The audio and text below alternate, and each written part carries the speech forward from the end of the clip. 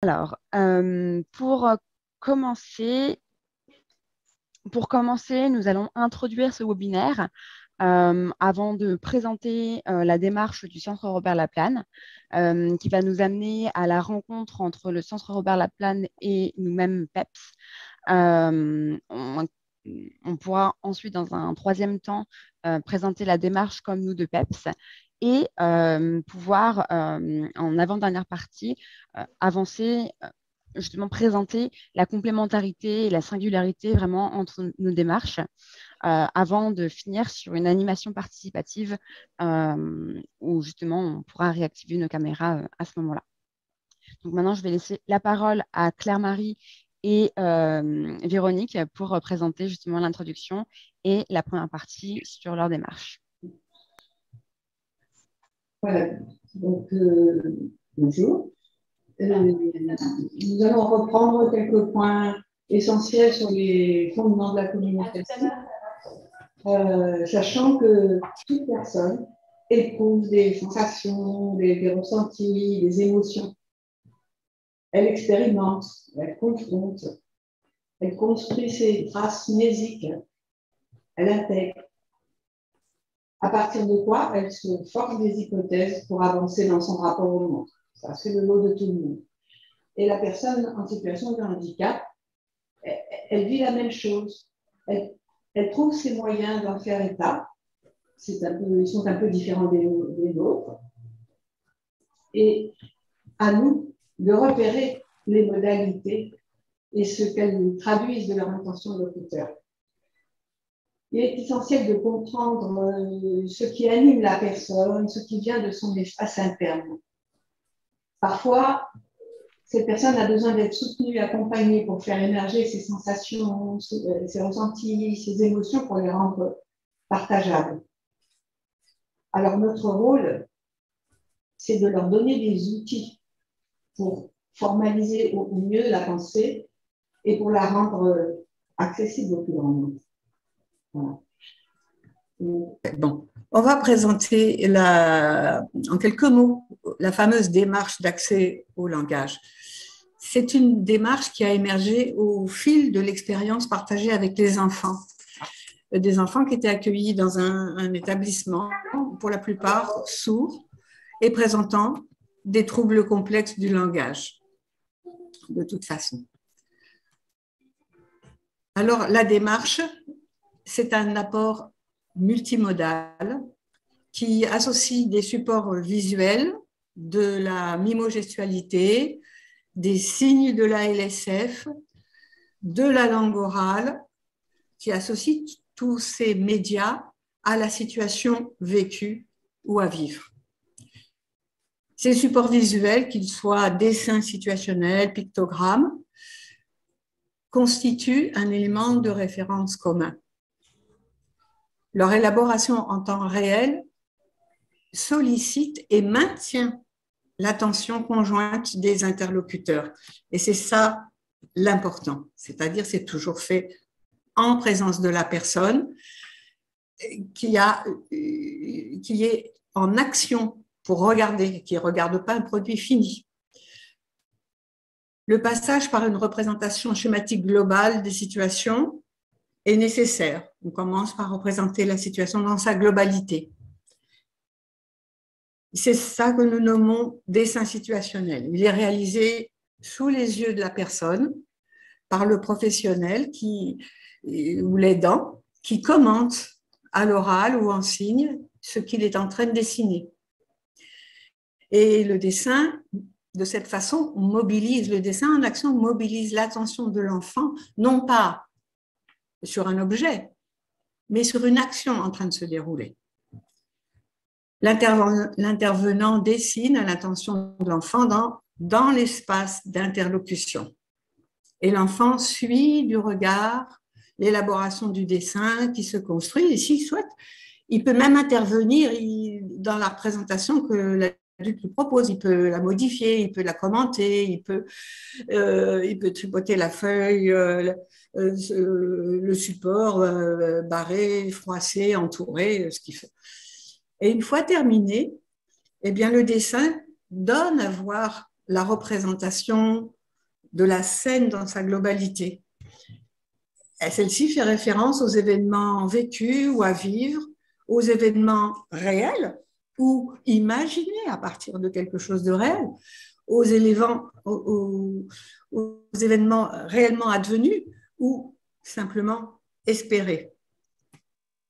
Et peu à peu, une distance est prise par rapport à la situation elle-même, par rapport à la globalité de la situation, et on peut évoquer des événements qui sont survenus dans le passé, dans un autre lieu, on peut anticiper des situations à venir et commencer à coder un peu le support pour arriver plus ou moins rapidement à un code pictographique qui parfois est mélangé au dessin situationnel, comme vous voyez sur l'illustration. Là, vous voyez dans un coin le petit picto de main qui montre que c'est ce qui va se passer demain, et puis la création du picto qui représentera le parc désormais, quel que soit le parc. Voilà. Diapo suivante.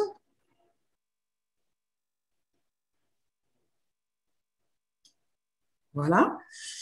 Donc, si la démarche vous intéresse, vous en trouverez une description dans le petit livret qui a été réalisé par Elisabeth Lasserre et Laure Erlinger au Centre de ressources. Et ce livret s'appelle « Une démarche d'accès au langage ». Alors, le texte que vous avez sous les yeux met en évidence les points importants. Toute situation, tout événement de la vie quotidienne ou scolaire offre l'occasion de façonner conjointement. Le mot façonner est très important. Il souligne l'aspect artisanal des choses, des représentations mentales. Ça, on insiste beaucoup sur la représentation mentale. Ce faisant, l'adulte propose à l'enfant des hypothèses, il élabore à sa place, il les rend visibles dans des représentations, il rend visibles les représentations mentales que la personne n'a peut-être pas encore pu se former. Et c'est sur ces propositions, hypothèses que va réagir la personne. Et c'est parce qu'il écoute très attentivement ce que lui dit la personne, l'enfant, qu'il est amené à imaginer ce que celui-ci ne peut pas exprimer, et une rencontre peut se faire en mettant au jour ce que l'enfant a du mal à exprimer.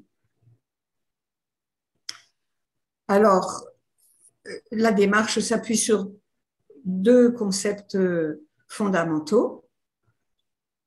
Le premier concept, c'est être partenaire de communication. Ce n'est pas la personne en situation de handicap qui doit faire le chemin. Ça marche que si les deux personnes sont investies à part égale dans l'acte de communiquer. La personne en situation de handicap, elle peut se trouver en grande difficulté de communication. Et ça met généralement l'interlocuteur aussi en difficulté pour la comprendre et se faire comprendre d'elle. Le handicap est partagé à ce niveau-là. Et on ne s'en sortira pas si on n'a pas conscience, on fait partie de la même équipe, qu'il faut travailler en synergie, qu'on partage le même handicap de communication, d'où la nécessité de former une équipe complémentaire, une équipe qui travaille, qui joue dans le même camp, avec le même objectif de rendre la pensée plus claire et plus partageable. Alors, ça implique une posture. Laisser un espace. Alors, il y a quelqu'un qui signale qu'elle entend toujours rien, mais si les autres ont l'air d'entendre, ça doit... Oui, ça me fonctionne. Oui, merci. Alors, la posture, elle implique de laisser un espace d'expression où toute pensée pourrait éclore, même les plus inattendues, et laisser un temps de déroulement de la pensée sans précipitation.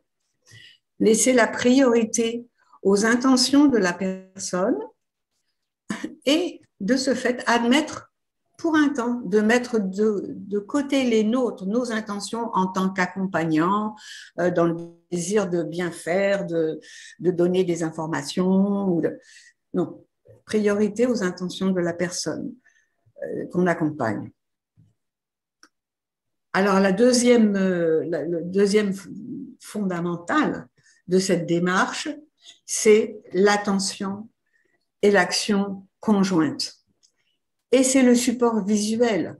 Sur l'illustration on vous montre un espace sur l'illustration, les deux enfants. Voilà, pardon, j'étais dérangée. On vous montre l'espace, l'attention conjointe sur la feuille de papier qui laisse une trace. Quand on a des traces concrètes, les deux devant les yeux, les deux protagonistes peuvent agir sur ces traces en pointant, en crayonnant, en froissant. On a comme ça l'assurance qu'on est sur le même nœud, sur le même sujet. Et la trace permanente permet de cerner, de réajuster, d'enrichir. Il y a des retours en arrière possibles qui n'existent pas dans la parole orale ou dans le discours signé qui est éphémère. Alors, cerner permet de sortir de l'ambiguïté qui est souvent le lot des personnes en situation de handicap, qu'on laisse un peu dans un flou. Là, le support visuel permanent permet vraiment d'attirer l'attention, d'être beaucoup plus précis sur ce qu'on veut partager. Et on essaie de ne pas se contenter de l'à peu près qui souvent environne l'enfant. Voilà. Alors, on va passer sur la pratique. On va changer de micro.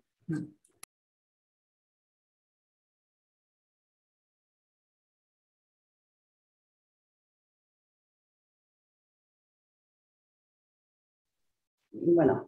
Excusez-nous, hein, on a des petits détails, des aspects pratiques. Alors, et en pratique, voilà, de quelle façon on peut mettre en pratique cette démarche de communication. En pratique, le support visuel s'élabore, alors vous l'avez entendu, mais on va le répéter, il s'élabore en interaction au fil de l'action et toujours avec le soutien de l'oral, de la mimogestualité, des signes, voilà, toujours avec quelque chose. On est vraiment dans l'échange. Vraiment, ça c'est vraiment le principe de base. Et bien sûr, sans oublier de faire valider l'intercompréhension. On soit bien en train de parler de la même chose ou de se rencontrer sur quelque chose dont on parle. Ce qu'il en résulte, c'est une trace permanente, que ce soit un dessin situationnel, que ce soit une schématisation ou une succession de pictogrammes organisés de façon linéaire pour raconter. On va vous l'illustrer tout à l'heure. L'utilisation du crayon papier est toujours privilégiée, bien sûr, mais on peut également, dans certains cas, utiliser un support numérique. Donc, voilà les grands principes pratiques. Diapo suivante. Merci. Donc, pour illustrer cette démarche, nous avons choisi un exemple. Là, il s'agit d'une situation, donc cette petite vignette clinique, c'est une situation qui est du quotidien, vraiment du quotidien. Ces dessins qui vous sont présentés, là, ont été réalisés pour relater une situation passée, vécue par une enfant. Ça aurait pu être réalisé avant, en anticipation, pour expliquer ce qui allait se passer. Là, donc, on est dans quelque chose qu'on réévoque. La situation, en fait, ce sont c'est une petite fille qui s'appelle Serena, hein, je vous décris le contexte. Ses lunettes ont été cassées. Ce qui est raconté là, dans le dessin que vous voyez, hein, j'attire l'attention pour le moment sur les dessins. Les dessins qui sont là expliquent qu'elle est allée donc, chez l'opticien. Celui-ci a pu effectuer une réparation. Et ensuite, Serena a pu repartir avec ses lunettes. Qu'est-ce qu'il y a au travers de ces dessins? La reprise donc, par le dessin situationnel permet alors de laisser une trace pour évoquer, réévoquer. Ça permet également de donner une représentation mentale de ce qui s'est déroulé. Donc, si on l'avait fait à l'avance, de créer une représentation mentale que peut-être cet enfant n'avait pas. Donc, ensuite, ça permet de reprendre, d'expliquer une chronologie. Et puis, bien entendu, ça permet de rajouter des commentaires, de discuter naturellement de cette situation et surtout sans être dans un objectif d'apprentissage. Vraiment, on insiste, on est dans quelque chose où on est dans de la communication, on est dans raconter, se rencontrer au travers de ces supports. Diapo suivante. Alors, non, celle d'avant, Élise, s'il te plaît, merci. Donc là, vous voyez, on a entouré quelque chose qui représente en rouge, là, voilà, merci, les lunettes qui sont cassées. Elles sont représentées cassées. On voit bien une branche qui est cassée. Ce sont les lunettes, ce sont donc les lunettes de Serena. Mais si vous regardez juste au-dessus, dans le commentaire, on commence à introduire une structure de langue, c'est-à-dire que là, il est écrit les lunettes sont cassées, enfin les lunettes étaient cassées. Sur la dernière illustration, le commentaire les lunettes cassées, alors je vous traduis parce que c'est des pictogrammes, on en parlera tout à l'heure, les lunettes cassées, c'est fini. La phrase ne correspond absolument pas au dessin. Vous voyez bien, on voit un monsieur qui rend ses lunettes à Serena. Donc la phrase ne correspond pas au dessin, c'est volontaire parce que ça n'est pas du sous-titrage. C'est vraiment une restitution des affects qui sont liés à la situation. Donc les lunettes cassées, c'est fini. Donc là, on commente, on est toujours dans ce comment. Voilà. La diapo suivante, Élise. Donc, qu'est-ce que c'est qu'un pictogramme, puisqu'on a parlé beaucoup du dessin situationnel, hein, du dessin qui illustre la situation, et puis de nos supports visuels également qu'on utilise, qui sont des pictogrammes, un code interne à l'établissement. Donc, un pictogramme, d'une manière générale, c'est un petit dessin symbolique qui réfère à un concept ou à une notion. Dans notre démarche, il est utilisé comme un média qui soutient l'échange oral ou ciné. Certains enfants y accèdent rapidement. Et afin de ne pas nuire à la fluidité de l'échange qui a lieu autour de ce qu'on raconte, de ce qu'on commente, il faut que la transcription soit rapide, que les pictogrammes viennent à l'esprit de façon automatique. Ils apparaissent ainsi comme s'ils étaient générés au cours même de l'échange. Leurs formes doivent donc être simples, intuitives, faciles à mémoriser, faciles à réaliser. Et pour faciliter leur mémorisation et déclencher leur évocation, nous nous sommes naturellement appuyés sur des représentations des signes de la LSF. Donc, Élise, tu peux nous donner la… Voilà. Donc là, vous voyez, dans ce qui est écrit en pictogramme, donc là, c'est une situation, c'est dans le petit dessin situationnel en bas, on voit l'orthophoniste qui travaille avec l'enfant, qui cherche le cahier de l'enfant, et donc elle ouvre des sacs, elle mime, elle signe, elle exprime, mais où est ce cahier? Et on voit le cahier de la maison de l'enfant avec le cahier laissé à la maison. Donc, tout ça, ce dessin situationnel, cette représentation, cette image mentale qui est apportée à ce moment-là, elle est racontée en pictogramme. Donc, la phrase là-haut, c'est donc Véronique cherche le cahier de Manon. Véronique ne trouve pas. Et ensuite, le cahier est à la maison. Le commentaire qui est associé à tout ce qui a été vécu sur ce moment de recherche du cahier. Et donc là, vous voyez sur le signe de la LSF, alors c'est trouvé, donc c'est comme ça, je ne sais pas si je donne une image, c'est comme ça, trouvé. Et donc notre pictogramme qui est juste à côté, voilà, correspond, enfin, est en lien avec le signe de la LSF. Voilà.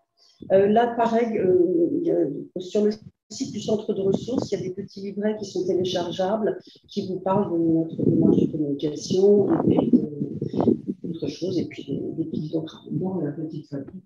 Voilà, la petite fabrique de pictogrammes. Voilà, à toi, Élise. Hop, j'active mon son. Il y a des interférences, une personne n'a pas coupé son micro. Est-ce que c'est possible que la personne le coupe pour qu'on puisse bien entendre Merci.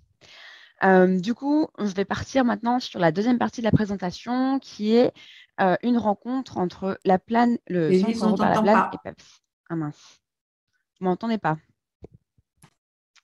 Attends, j'ai mon micro Oui, on activé. t'entend. Si on m'entend? C'est bon? Vous m'entendez? Oui, c'est bon. Ok. Bon, je continue alors. Donc maintenant, je vais partir sur la deuxième partie de la présentation, comme je disais, qui est la rencontre entre le Centre Robert Laplane et PEPS. Pour la petite histoire, du coup, on a débuté avec PEPS en 2016-2017 avec la co-construction de ce qu'on appelait l'outil PEPS à l'époque, dont je vais vous parler par la suite.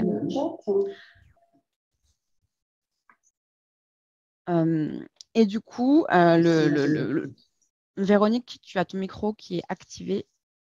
Je vous entends. Voilà, c'est bon, c'est bon. Donc, je disais, à partir de 2016, le projet PEPS émerge au sein des structures de l'association IRSAM, d'ailleurs, à l'époque, où l'outil PEPS est co-construit avec des personnes accompagnées et des professionnels de cette association. Ensuite, j'ai été amenée en 2018 à rencontrer deux orthophonistes qui ne sont ni Véronique ni Claire-Marie, mais Florence Prel et Brigitte Chapupetit, qui se sont associés au projet. Et on a pu ensemble élaborer, co-construire la première version finalisée de l'outil pendant cette année-là. Ça a été le premier échange avec du coup, le Centre Robert Laplane à ce moment-là, parce que Brigitte et Florence sont allées présenter du coup, le projet PEPS directement à Véronique et Claire-Marie. Et ce fut vraiment la première fois qu'elles entendaient parler de nous. Ensuite, en 2019, on a pu lancer officiellement la première version de l'outil PEPS, qui a été utilisé par plusieurs structures médico-sociales, avec des personnes qui en avaient besoin et des aidants. On a également participé au séjour d'études du réseau francophone en déficience sensorielle et du langage, où le centre Robert Laplane a suivi notre animation, notre atelier dont on avait présenté l'outil. Et c'est à ce moment-là qu'elles se sont fait la remarque, Véronique et Claire-Marie, et ses collègues étaient également présentes à l'époque. Ah, mais c'est un peu la même chose que nous, mais en fait, il y a une originalité. On veut pouvoir, ce serait bien qu'on puisse échanger, peut-être travailler avec PEPS. Parce que les relations entre les deux démarches, celle qu'on amenait, qu'on démarrait, et celle du coup qui vient de vous être présentée, étaient plutôt flagrantes. Malgré le Covid qui arrive, donc, vous connaissez tous, PEPS avance et devient une entreprise de l'économie sociale et solidaire. Donc, il y a Brigitte Chapupetit reste et s'associe, ainsi que Christelle Danel qui devient co-dirigeante de PEPS. Donc, voilà. Et en 2021, l'outil PEPS devient comme nous, avec une nouvelle version, cette fois-ci mobile et tablette, vraiment encore plus aboutie et finalisée, qui est du coup aujourd'hui de plus en plus utilisée. Et c'est à ce moment-là que le Centre Robert Laplane est revenu vers nous. On a repris les échanges et nous avons pu débuter le partenariat depuis à peu près maintenant 1 an. Et c'est ce partenariat qui a fait qu'on a construit ce webinaire qu'on vous présente aujourd'hui. Donc, qu'est-ce que c'est la démarche comme nous de PEPS? Alors, tout d'abord, PEPS, qu'est-ce que c'est? Du coup, PEPS, c'est une entreprise de l'économie sociale et solidaire qui est créatrice de liens. Nous avons 3 missions. Du coup, la première, c'est de co-concevoir des solutions adaptées de communication, d'apprentissage, d'autonomie, qui soient vraiment au service de l'inclusion et de l'accessibilité pour les personnes qui en ont besoin. Notre deuxième mission est de pouvoir diffuser ces solutions pour qu'elles soient utiles au plus grand nombre. Et la troisième est d'accompagner à la prise en main de nos solutions dans le quotidien des personnes, ainsi que leurs aidants s'ils en ont. Notre premier outil est comme nous, il a été co-construit.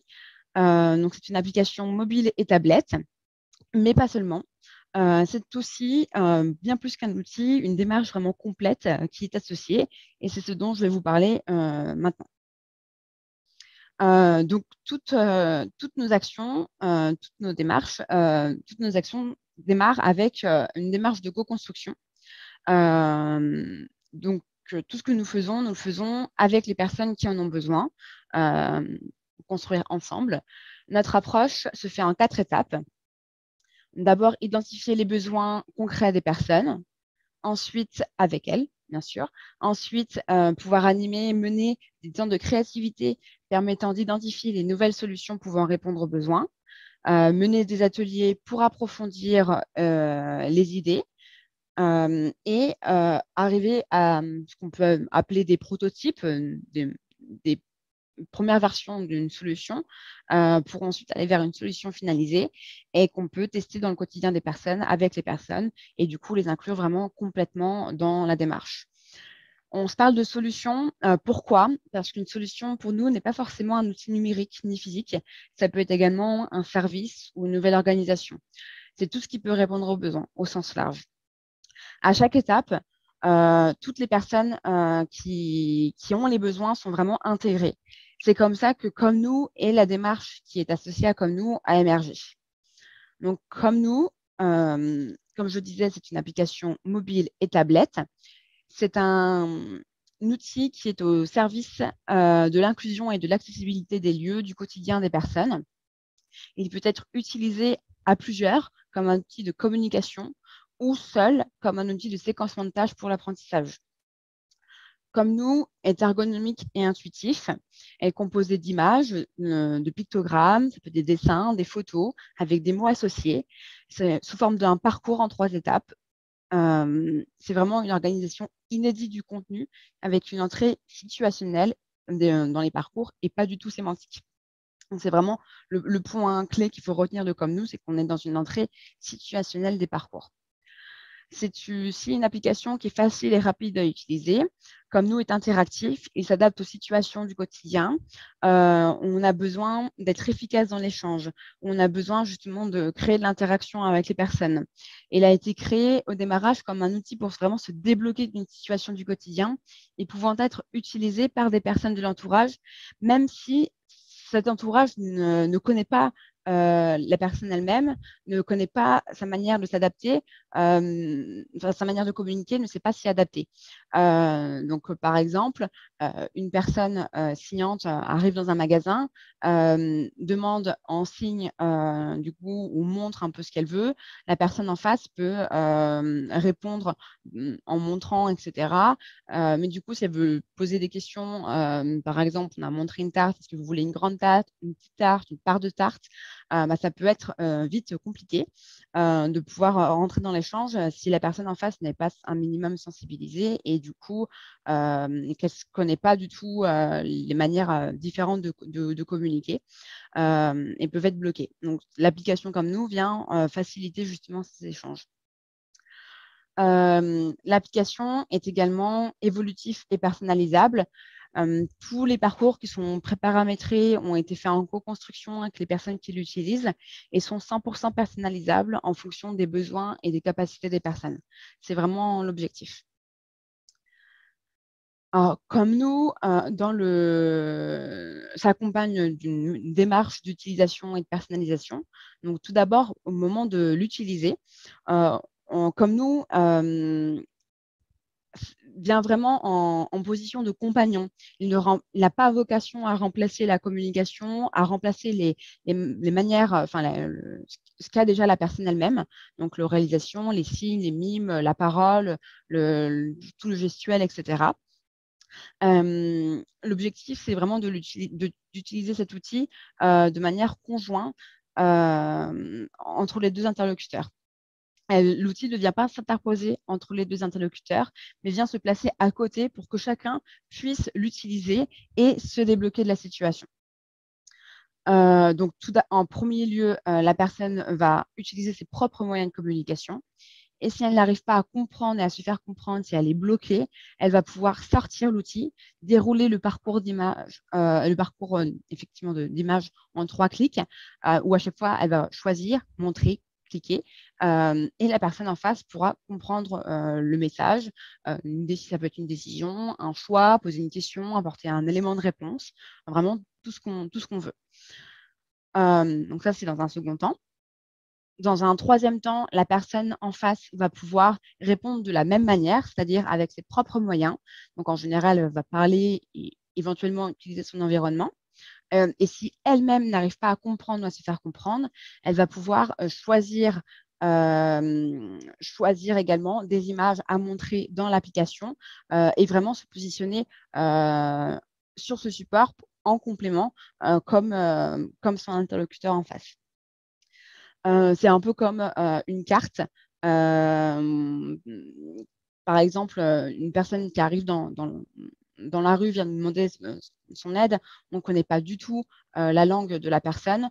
On n'a aucune langue en commun et la personne, elle a juste une carte à la main. Instinctivement, on va se poser ensemble sur la carte comme un support complémentaire qui va venir à côté de l'échange pour nous aider, nous débloquer.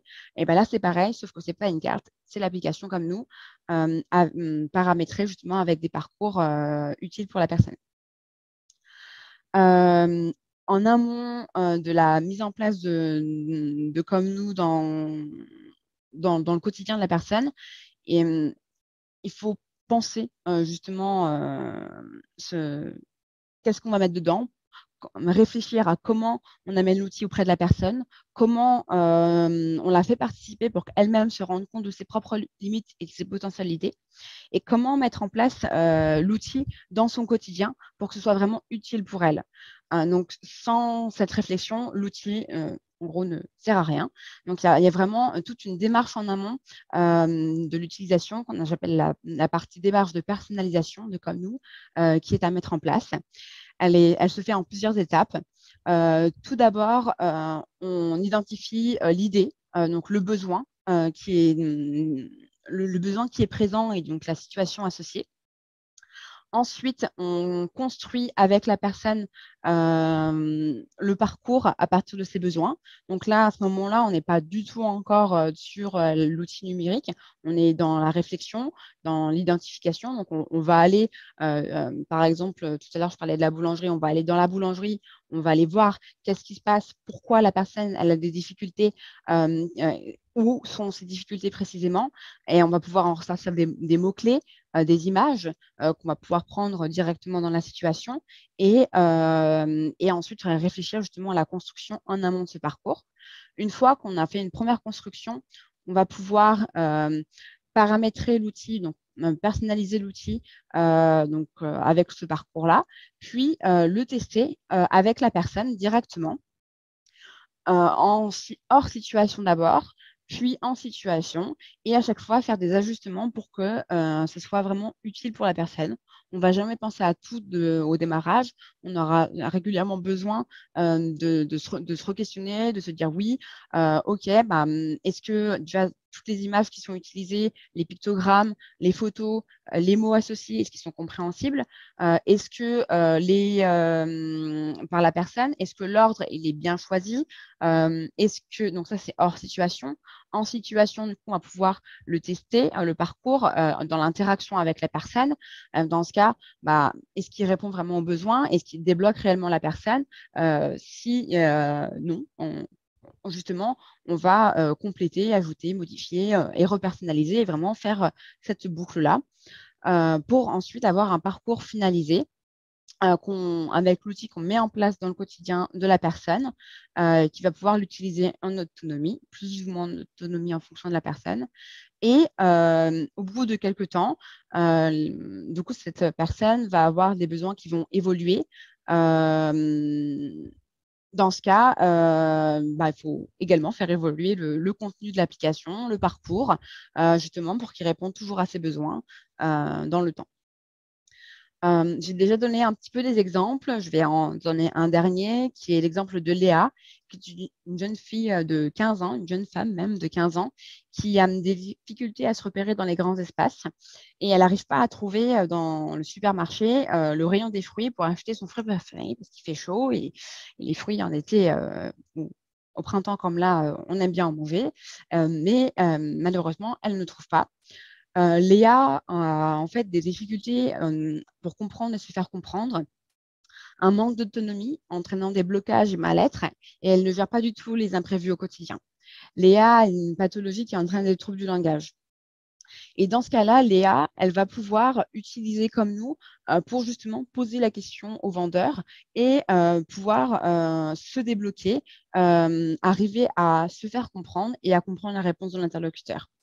Donc, elle va pouvoir à chaque fois dérouler le parcours, comme je l'ai dit précédemment, en choisissant l'image. Je la montre, je clique dessus, donc supermarché dans mon exemple. Ensuite, je choisis la deuxième image qui correspond, donc la première à la situation, la deuxième à l'objet avec le fruit, et enfin à l'action pour la troisième étape. Je choisis l'image, je la montre, je clique dessus. Et à la fin, j'ai une étape récapitulative qui permet de récapituler mon message et d'avoir une petite phrase qui est personnalisable. Donc, on peut la rédiger si on le souhaite avec une synthèse vocale qui peut être utilisable si on veut. Cette phrase-là, pour information, peut être également envoyée par SMS, par réseaux sociaux, par mail, avec l'option partager. Et la page peut être enregistrée en accès rapide avec l'option favori. Dans cet exemple, du coup, on est vraiment sur un usage comme un outil de communication. Dans le même exemple, dans le supermarché, on aurait pu aussi construire le parcours différemment, comme un séquencement de tâches. Donc, elle l'utiliserait de la même manière, sauf qu'elle l'utiliserait plus seule, où elle choisirait l'image, elle se la montre elle-même et ensuite elle clique dessus. Et à ce moment-là, on rentre toujours dans la situation. Ensuite, on va dans des scénarios et à la fin, sur la troisième étape, toutes les actions qui sont à faire sont présentes les unes après les autres pour pouvoir les suivre. Et en général, on change les paramètres de l'application pour avoir un affichage en une seule colonne à ce moment-là. Donc là, vous voyez qu'il y a 2 colonnes sur chacune des pages.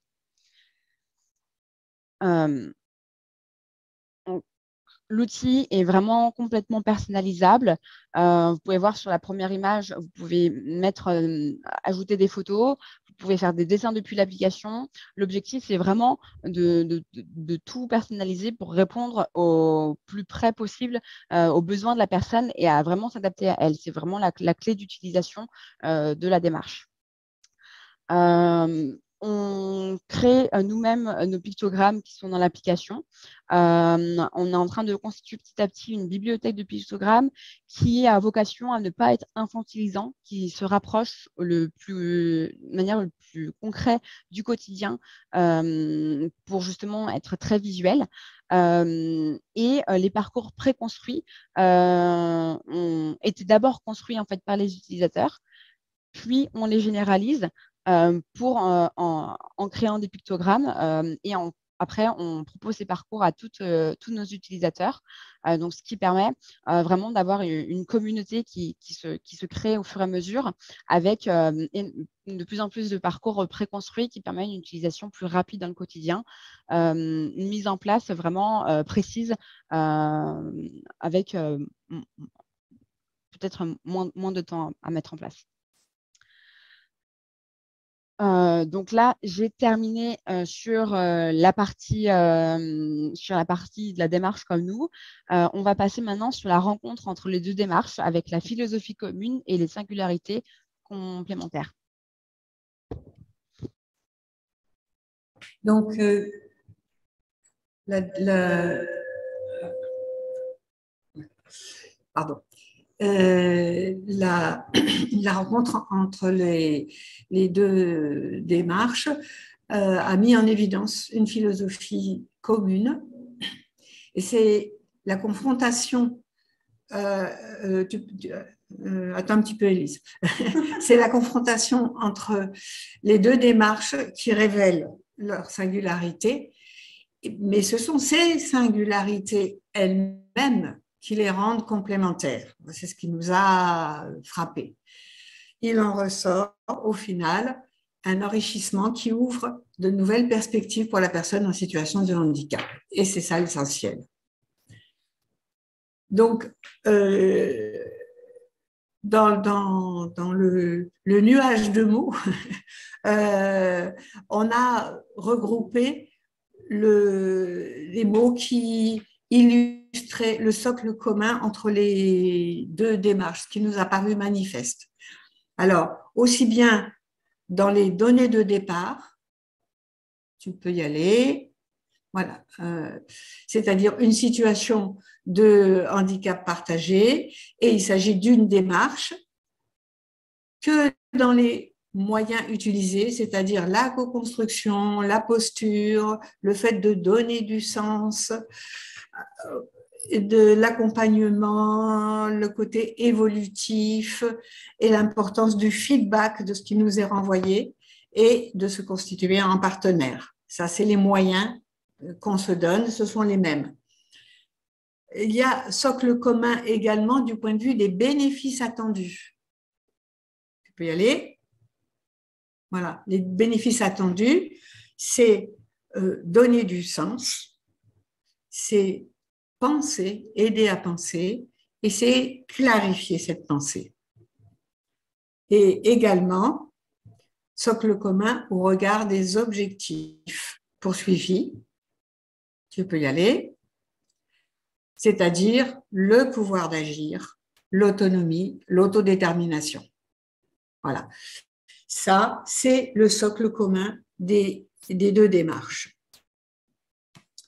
Élise, je te repasse la parole. Oui, merci. Du coup, je vais également parler de l'approche commune entre les deux démarches. On peut remarquer une similitude en synthétisant vraiment avec ce schéma-là, où on démarre à chaque fois par une observation qui correspond à observer la personne en situation, à faire une analyse conjointe de la situation auprès des deux interlocuteurs. Donc, tout se repose vraiment sur une rencontre et une intention commune au démarrage. Ensuite, justement, de l'observation, on va pouvoir mobiliser des ressources qui ont été citées précédemment. Donc, les premières ressources sont d'abord le papier, le crayon, le dessin, les codes pictographiques, puis tout ce qui est mimo-gestualité, signes, oral, LSF. On utilise ces supports, mais tout se fait dans la communication directement. Les supports viennent compléter l'échange et viennent en même temps que l'échange, et non l'inverse. Elles viennent vraiment en soutien à la communication. On est dans une dynamique transversale à la base. Ensuite, on élabore des propositions qui correspondent à une ou plusieurs réponses utiles à la personne, avec une mise en place dans son quotidien pour valider de ces propositions, de cette élaboration, pour valider qu'elles correspondent bien à ses besoins de communication. Mais c'est donc, tout à l'heure, on a donné des exemples avec les lunettes cassées on enrichit les représentations mentales, ou la manière de déployer un espace d'échange où on va pouvoir susciter l'échange, pouvoir parler des mêmes choses sans avoir les mots pour le dire, etc. Ensuite, cette démarche n'est pas terminée. C'est une démarche qui est vraiment en continu, qui se reboucle.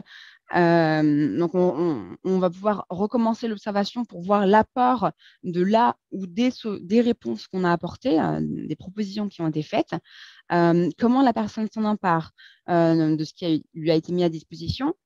C'est à ce moment-là qu'on va avoir des retours, des feedbacks, puis et puis, en fonction de ces retours, on va pouvoir faire des réajustements avec de nouvelles ressources mobilisées pour ensuite affiner ces propositions ou en apporter de nouvelles. Et c'est à ce moment-là qu'un outil de type comme nous peut être une solution pour enrichir justement ces réponses et aller plus loin. Donc, au moment où on met en place un outil comme nous, on recommence la boucle pour construire ensemble l'utilisation de l'outil. Donc, en amont de l'outil, il y a d'abord toute une co-construction à faire entre les deux personnes, entre les deux interlocuteurs, avec vraiment comme je disais précédemment, avec cette attention conjointe, cette rencontre qui est vraiment très importante, que ce soit dans n'importe quelle des démarches qu'on a présentées aujourd'hui. En conclusion, ces moyens servent vraiment à un objectif commun qui est l'accès à l'autodétermination de la personne. Excusez-moi, ce mot est compliqué à dire. Voilà, donc pour l'approche commune. Par contre, ces approches, elles sont également singulières. Et c'est leur singularité qui font leur complémentarité, comme le disait Claire-Marie. Donc, par exemple, la démarche d'accès au langage, on part vraiment sur un partage libre. On est dans de l'échange informel, dans l'incitation à parler. On va, par exemple, pouvoir parler pour le plaisir, parler pour ne rien dire. Donc, j'espère que ce n'est pas ce que je suis en train de faire par rapport à vous. Petite blague pour ceux qui n'auraient pas compris. Ensuite, alors qu'en opposition, la démarche comme nous est vraiment sur un partage orienté, où là, on va pouvoir sortir d'une impasse, avoir un résultat concret, pouvoir vraiment comprendre et se faire comprendre dans une situation donnée qui était problématique à la base.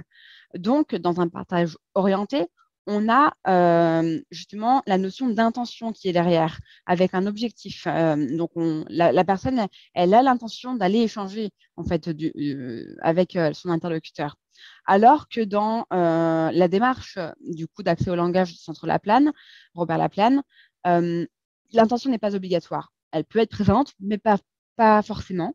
Donc, on parle bon, je ne vais pas dire le mot, mais vous pouvez le lire, de in-intentionnalité. Très bien. Ce qui permet vraiment une prise de conscience de l'échange en amont de ce que la personne a à dire. Ça lui permet de pouvoir lui révéler ce qu'elle pense, vraiment développer sa représentation mentale, comme le disaient tout à l'heure mes collègues du Centre Laplane. Alors que dans la démarche comme nous, on est dans une prise de conscience de ses propres limites et de ses potentialités pour ensuite pouvoir dépasser ces limites et aller plus loin. Et par exemple, pouvoir introduire la notion de choix à quelqu'un qui ne l'avait pas jusqu'ici, qui ne savait pas qu'il avait le droit de choisir quel sandwich il voulait manger, par exemple, à midi, parce qu'il n'a jamais su exprimer ce choix-là. On ne lui a jamais donné l'opportunité. Donc, avec la démarche comme nous, on va pouvoir dépasser ça.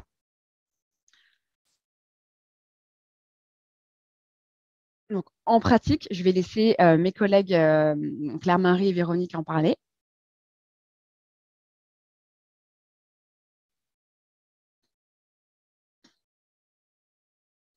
Voilà. Donc, en pratique, nous allons évoquer une situation, la situation d'un jeune adulte, Théo.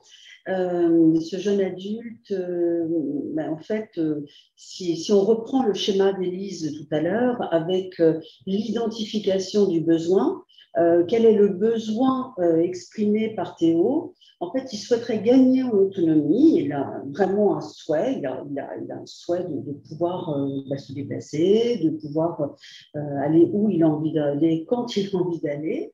Et il souhaiterait pouvoir utiliser le bus, mais il a bien conscience qu'il va y avoir des aléas et il les appréhende, ces aléas.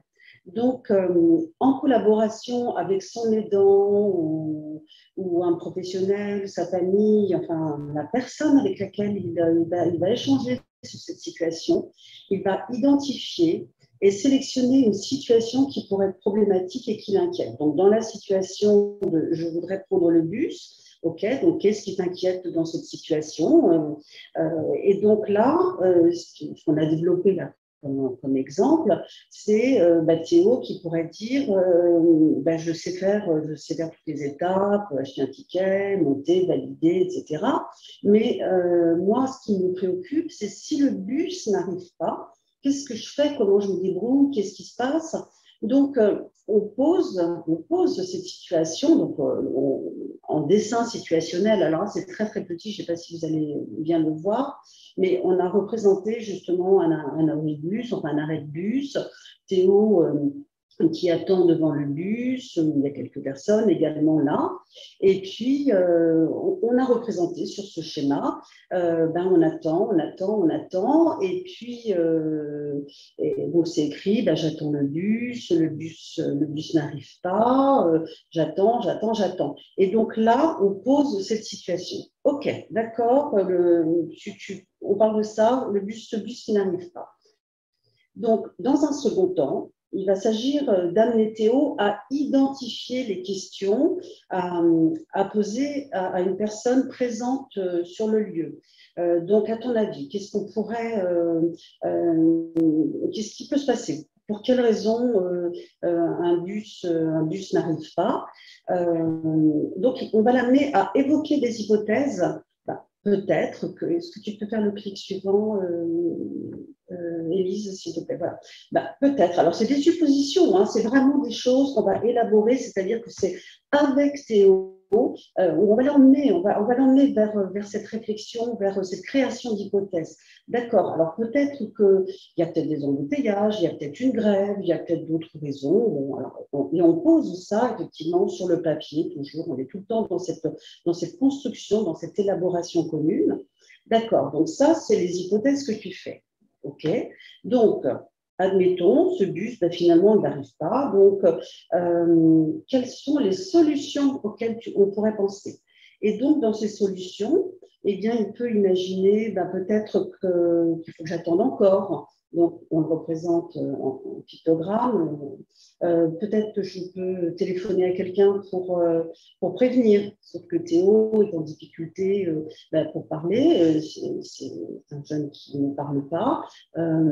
Qui est en difficulté pour signer, qui est en difficulté pour écrire. Donc, en fait, c'est très difficile, hein, téléphoner à quelqu'un, ok, peut-être comment se débrouiller.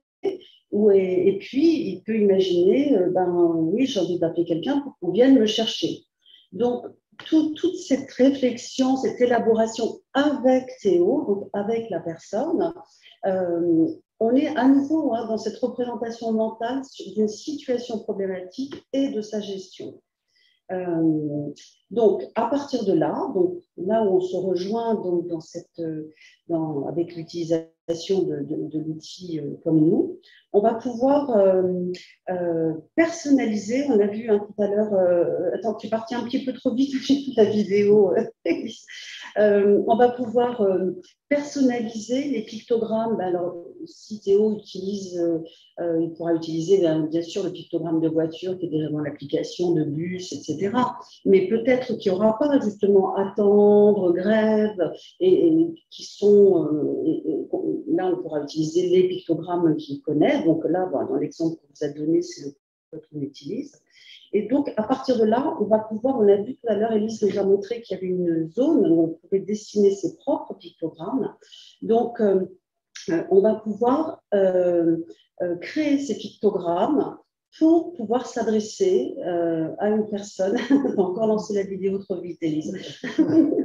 Pour pouvoir s'adresser aux personnes qui seront à l'arrêt de bus et qui vont pouvoir lui apporter des solutions et l'amener à se sortir de cette gestion de situation critique. Donc voilà, je laisse Élise relancer la vidéo peut-être. Je vais commenter. Donc là, sur l'application, quand on crée avec Théo, il voudrait avoir le picto pourquoi. Pourquoi le bus n'est pas là. Donc, il va rentrer pourquoi. Donc là, c'est lié à notre code. Donc, on écrit pour lui pourquoi. Voilà. Ensuite, il voudrait avoir à disposition le pictogramme quand quand le bus arrive, hein, sa question, quand le bus arrive, pour pouvoir s'adresser aux personnes qui sont à l'abri du bus. Donc là, donc, au préalable, hein, bien entendu, on lui a préparé ça, puisque c'est les hypothèses qu'il a faites. Ensuite, dans les pictogrammes, on lui demande aussi, il avait envie de rajouter le ou, dans la question de où est le bus. Donc, tous ces pictogrammes vont être ensuite générés donc, dans un espace de ressources pour Théo, pour l'aider à créer ce support qui permettra à Théo de se gérer dans des situations imprévues. Du coup, c'est un très bon exemple du lien entre nos démarches parce que on voit très bien que Véronique a réutilisé le schéma de la boucle par rapport à les démarches comme nous. Du coup, le parcours justement de le bus vient pas, qu'est-ce que je fais en séquencement de tâches, il a été construit par justement une structure qui utilise l'outil avec des jeunes qui sont en difficulté sur cette situation d'imprévu. Avec la combinaison des deux démarches, on peut vraiment à la fois amener l'élaboration de la pensée du coup par rapport à la démarche Laplane et ensuite amener la solution à intégrer dans le quotidien de la personne avec comme nous où là il va pouvoir se remémorer, revoir qu'est-ce qu'il faut faire et avoir des solutions de communication, donc le support complémentaire, le compagnon comme nous qui va pouvoir être avec lui à l'arrêt de bus le jour J, quoi. Voilà. Je ne sais pas si Véronique, tu veux rajouter quelque chose sur l'exemple. C'est qu'effectivement, on pourrait nous dire, oui, mais ça, c'est quelque chose qu'on peut faire avec un papier-crayon, on peut l'anticiper avec un classeur, un cahier, mais ça, bien entendu, hein, alors là, moi, je suis une adepte du papier-crayon, donc je ne veux pas dire le contraire, mais ça veut dire que Théo, il doit avoir toujours avec lui son classeur dans son sac, enfin, dans son cahier. Là, on réduit justement à cette possibilité de pouvoir utiliser un support que tout le monde a dans sa poche maintenant, un téléphone en l'occurrence, et du coup de lui donner un véritable espace autonome en tant que jeune adulte. Moi voilà, ça ne stigmatise pas la personne. Donc, je trouve que ces situations. Alors après, effectivement, il peut y avoir tout le séquençage des activités si on veut amener une personne à qu'est-ce qu'on fait quand on prend le bus, etc. Mais là, le souhait de Théo, c'était moi, je sais faire tout ça, je sais prendre mon ticket, je sais faire tout ça, mais j'ai peur de certaines choses, donc je ne peux pas prendre le bus parce que j'ai peur. Donc, c'est vraiment tout ce travail de métacognition qui est intéressant dans l'utilisation de ces supports pour amener le jeune, enfin la personne, à réfléchir sur des situations qui peuvent être complexes. Et puis, je rajouterais aussi que, comme nous, à la base, a été créé pour être un outil d'inclusion, justement, pour vraiment être dans les situations, pour qu'on ait toujours dans la poche, en accès rapide, et le sortir que quand on a besoin, en complément de ce qu'on sait faire. Donc, c'est vraiment l'objectif. Voilà. Avec son entrée situationnelle qui permet de vraiment se raccrocher à, à l'interactivité, etc. Je vais arrêter de parler de ça maintenant et on va partir sur la partie suivante, du coup, qui est l'animation participative. Donc, on a fini de faire du descendant. Donc, on vous propose une petite animation à partir autour de la question quel peut être votre rôle dans la mise en place de la démarche comme nous, ou de ces démarches conjointes. Donc, pour ça, pour que ce soit plus simple, comme on a un temps limité, pour justement vous faire vous questionner un petit peu, on a préparé un petit sondage, un petit questionnaire. Je vais vous envoyer le lien dans le chat, comme ça vous pourrez l'ouvrir et du coup individuellement ou en groupe, si vous êtes plusieurs derrière votre ordinateur, du coup y répondre, ce qui nous permettra dans un second temps de pouvoir en parallèle déjà, de pouvoir poser vos questions aussi sur le chat, qu'on puisse y répondre pendant que vous répondez au questionnaire. Et ensuite, on fera un retour sur le questionnaire et on pourra être vraiment dans un échange interactif. Donc, chacun peut prendre la parole pour pouvoir justement, à partir des réponses du questionnaire, amener des éléments de réponse à cette question. Et donc, pour que cet échange libre se fasse correctement, que tout le monde ne parle pas en même temps, on vous propose d'utiliser la petite fonctionnalité qui s'appelle lever la main ou d'écrire dans le chat directement. Mais si vous voulez prendre la parole, donc de lever la main en cliquant du coup sur le petit icône réaction qui est à côté justement des participants, de discussions qui correspondent au chat, de vidéos et du micro. Et en cliquant dessus, vous avez ensuite un message qui s'appelle lever la main. Et en cliquant dessus, ça vous permet de lever la main. Voilà. Donc, je vais enlever mon partage d'écran.